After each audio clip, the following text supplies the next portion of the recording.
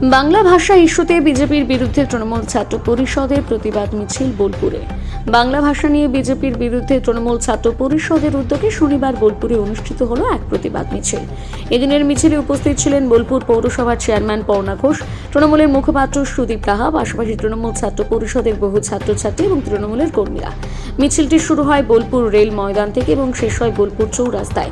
চৌরাস্তায় একটি অস্থায়ী মঞ্চ থেকে বক্তব্য রাখেন পৌরসভার চেয়ারম্যান পর্ণা ঘোষ এবং মুখপাত্র সুদীপ কাহা।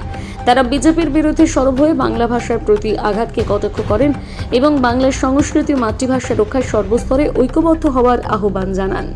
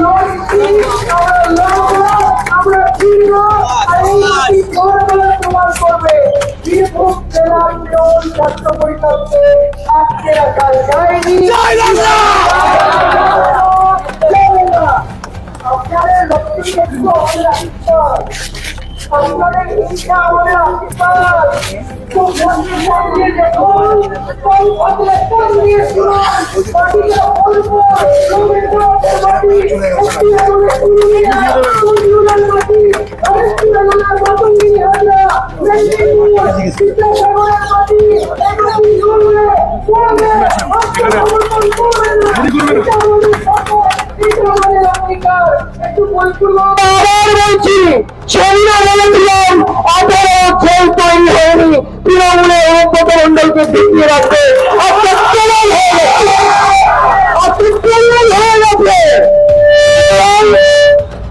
শক্তি যদি থাকে, সে শক্তিটা কিন্তু মানুষের শক্তি। শক্তি যদি থাকে আমাদের স্লোগানের শক্তি, শক্তি যদি থাকে আমাদের নেত্রী মমতা বন্দ্যোপাধ্যায়ের ত্যাগ আত্মতিতিক্ষার শক্তি, শক্তি যদি থাকে অভিষেক বন্দ্যোপাধ্যায়ের ধৈর্য অদম্য জেদের শক্তি। আর এই বীরভূম জেলায় তৃণমূল ছাত্র পরিষদ, তৃণমূল যুব কংগ্রেস, আমি সব সময় দেখেছি একটা মানুষ এই বীরভূম জেলার মাটিতে। দেখবেন গ্যালারিতে যখন খেলা হয় আমরা তো খেলাটা বাইরে থেকে দেখি, এখানে দাঁড়িয়ে আমরা স্লোগান দিচ্ছি খেলা হবে খেলা হবে, কিন্তু খেলাটা যে হবে, ফুটবলটা যে হবে, মাঠে পিচটা যে তৈরি হবে, তার জন্য তো আগে থেকে মাঠটাকে জমিটাকে ভালো করে তৈরি করতে হয়। সেই জমিটা বীরভূম জেলার মাটিতে ছাত্র যুবদের জন্য যিনি তৈরি করে দিয়েছেন তার নাম সুদীপ্ত ঘোষ। আমি আজকে সুদীপ্ত ঘোষকে আজকের এই মঞ্চে থেকে অনেক অনেক শ্রদ্ধা, অনেক অনেক অভিনন্দন, অনেক অনেক ভালোবাসা জানাচ্ছি।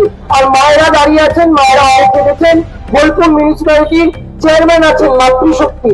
স্বামী বিবেকানন্দ বলেছিলেন না জাগিলে ভারত লাগে না, এ ভারত জাগে না জাগে না, আর মমতা বন্দ্যোপাধ্যায় করে দেখিয়েছে।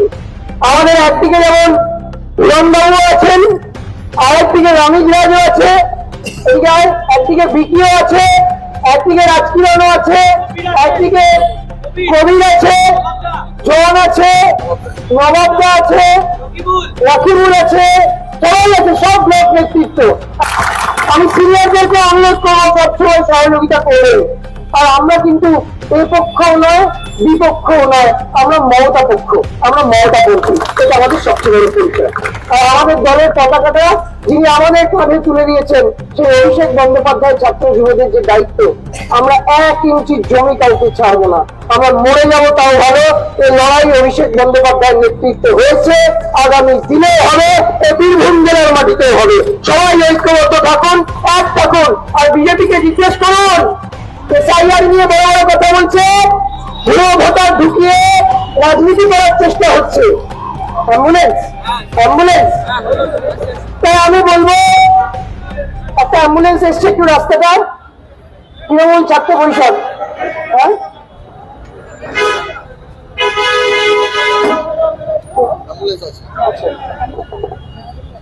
তো আমি আবারও আপনাদের ধন্যবাদ, প্রণাম, সালাম, অভিনন্দন জানাই। একটা ছোট্ট প্রশ্ন ছাত্র বন্ধুরা, 28 আগস্ট তোমরা মেয়র রোডে মমতা বন্দ্যোপাধ্যায়ের বার্তা শুনতে যাবে। মমতা বন্দ্যোপাধ্যায়, অভিষেক বন্দ্যোপাধ্যায় কি বলবে এই বার্তা আমরা শুনবো। বিজেপি বলছে সবাই ভুয়ো ভোটার। বিজেপিকে প্রশ্ন করুন, আমরা সবাই যদি ভুয়ো ভোটার হই তাহলে আপনি তো ভুয়ো ভোটারের ভোটে যেতে বিরোধী রাজনীতি আগে কংগ্রেস হই তারপরে কথা বলবো। বলছে বাংলা থেকে তাড়িয়ে দেবো, কাগজ দেখাতে হবে। আমি বলছি একটা বাঙালির গায়ে হাত দিয়ে দেখান, বাঙালির অধিকার কাটতে এলে আমরা নরেন্দ্র মোদীর চেয়ারটা কেড়ে নেবো। এটা বাংলা, এ বাংলা মাতঙ্গিনী বাংলা, রবীন্দ্রনাথের বাংলা, কাজী নজরুল ইসলামের বাংলা। এক হয়ে ঐক্যবদ্ধ হয়ে লড়াই হবে। ওরা কি ভেবেছে বিদ্যাসাগরকে ঘুরিয়ে দেবে?